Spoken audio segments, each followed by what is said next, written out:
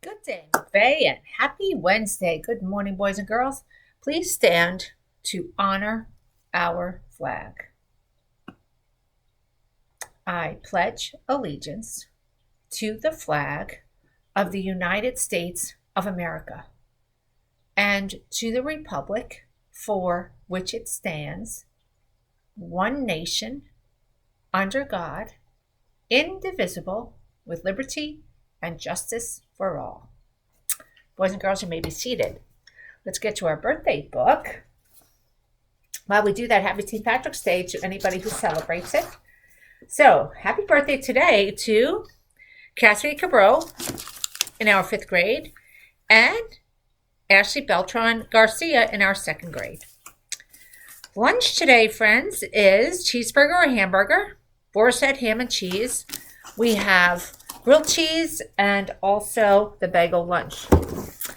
So, a couple of things. I'm really looking forward to Friday. It's Fraction Friday, and I want to see your fractions. So how do you represent a fraction in what you wear? Are you going to wear half and half? Will you wear 1/4? So you could do, let's say, half and half with your shoes. You could do half and half with your socks. You could do 1/4 of a color. So if you had shoes, pants, let's say your shirt and a mask, all different colors, 4 different colors, that would be 1/4 of this color and so on. How will you represent a fraction? Let's go with some halves, some quarters, if you want to come up with some thirds, however you want to do it. And let me see them. Send me some pictures. How about that? Today is St. Patrick's Day. So in our study of Europe, we're going to go to Ireland. Now, Ireland is a country that is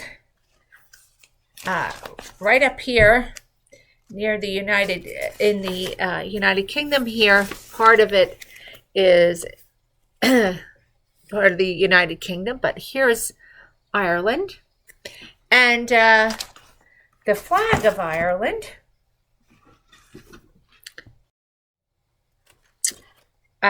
looks like this. It's green, white, and orange. And believe it or not, it was originally derived or came from, that's what derived means, came from the French flag. Now, the French flag doesn't look like this anymore. It's blue, white, and red, but the design of it came from the French flag. So the green is from the Gaelic tradition of Ireland. The white has to do with peace. And the orange comes from William of Orange, and that's a whole nother story. But some really cool, interesting facts about Ireland is that Ireland is where, believe it or not, what we know as Halloween came from. That's true. Halloween originated in Ireland. And many people think that the shamrock is the symbol of Ireland. Believe it or not, it's the harp. Now, those of you who can think back to last spring, we talked about that a little bit on the Get Smart show last spring. I also thought I would share with you that while most people in Ireland speak English, the official language is Gaelic, which is a different language. And there are words in Gaelic that we don't have in English. So, for example, we learned about a word that means the day before yesterday. Remember that? Okay, how about this? The day after tomorrow. So there's a word for that in Gaelic. And it goes Armanarish. I hope I said that right. Armanarish means the day after tomorrow in Gaelic. So in other languages, there are words that do not translate to English, and the same thing. We have words that do not translate to other languages. Okay, now, part of the celebration of St. Patrick's Day are leprechauns and rainbows and pots of gold. This is by Camilla in 123, and Isabella Coppola gave us some very cool facts and also did this wonderful leprechaun for St. Patrick's Day. So she said, and I love this. This is one of the facts I was going to share, but she did instead. The real St. Patrick was born in Britain. Yeah, was not even born in Ireland. And leprechauns are somewhat like Celtic fairies, so which we know as fictional characters. And the shamrock was a very important sacred plant. So nonetheless, this is the celebration of St. Patrick's Day today. And our creative explosion from Camilla and now Olivia. So our prompt this month is, what does excitement look like? That is very exciting. That's awesome. Okay, moving on to our culture characters.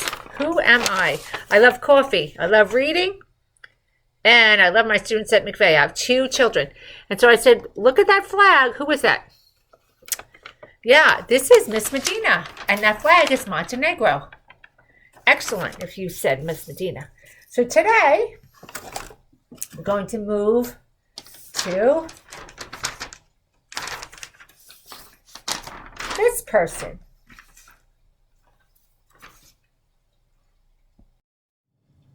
So, this is my first year at McVeigh.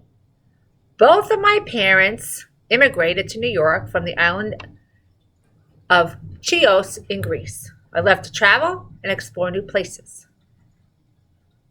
I mostly teach in first grade, but I've been in other grades.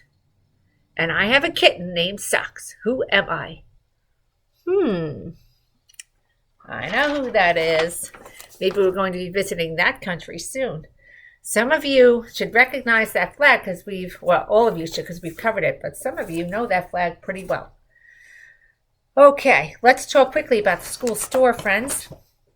The school store is open next week, and we have some really cool additions. So, for example, cool masks like these. What do you think of that? That's kind of cool, huh? Or like these. Sports, and this looks like Roblox, and we have the shark's mouth. We have lots of cool ones like this that are pink, or like bears, all kinds of super cool masks, and keychains. This is one example. I'll show you some more tomorrow. So that's for next week. We start on Monday. I also showed you the McVeigh ones the other day. Our Get Smart project today was our St. Patrick's Day, but I also wanted to share this super cool book by Ryan Fell in Miss Page's class, who did a book on monkeys. And every page has an illustration of monkeys. And what Ryan did is include some super cool facts about monkeys. So, for example, monkeys can be friendly to people and they live in jungles. Now, we learned about Jane Goodall, who also was very interested in chimpanzees and studied how chimpanzees interact with each other. So some of these facts are also true of chimpanzees. So monkeys can be loud and sneaky, and so Ryan drew that. They have feelings, and they can even hold hands. That's true. So lots of cool facts about monkeys. And what I love too is that every single page shows an illustration of what the words say. So, good work, Ryan. All right, so now it's time for our Mighty Kind Moment of the Day. Let's get our drum roll. Dun, dun, dun. So, boys and girls, today we have a wonderful quote. And this quote was actually submitted by Mr. Leonardi. It's not his quote, but he wanted to share it with us. So, you ready? Listen carefully. Great thoughts speak only to the thoughtful, but great actions speak to all mankind. So, what does that mean? Great actions speak to all mankind. So what it means is it's kind of like that quote that we've heard, that kindness is the universal language, or kindness is the language everybody can speak. So great actions speak to all mankind. So when you do something for somebody else, like for example, giving to the pantry, like we learned about yesterday with the Girl Scout troops, and you give to people, or you do something kind for somebody else, chances are they pass it on. And therefore your action causes other actions. It's like a ripple effect. So it speaks to everybody.